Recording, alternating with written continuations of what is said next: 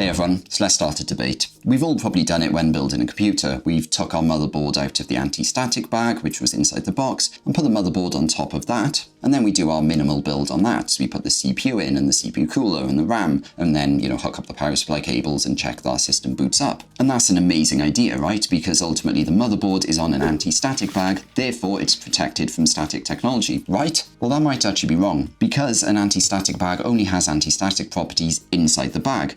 On the outside, it doesn't have those anti-static properties, or in some ways it could actually be slightly conductive. So if you actually put your motherboard on top of an anti-static bag, that can be a bad thing and actually potentially open you up to more static related issues than if you simply put the motherboard directly on the box and done the build there.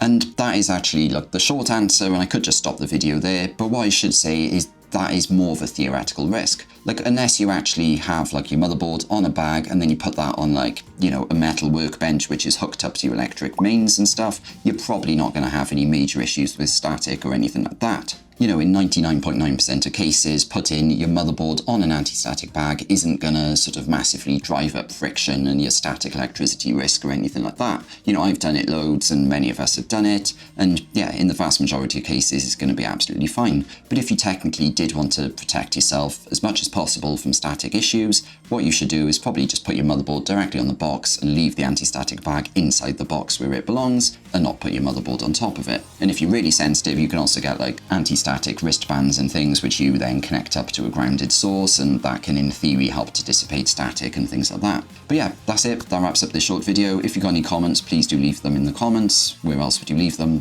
Anyway, that wraps up this short video. If you enjoyed it, please click the thumbs up button and please subscribe to see more shorter videos like this. Thanks for watching.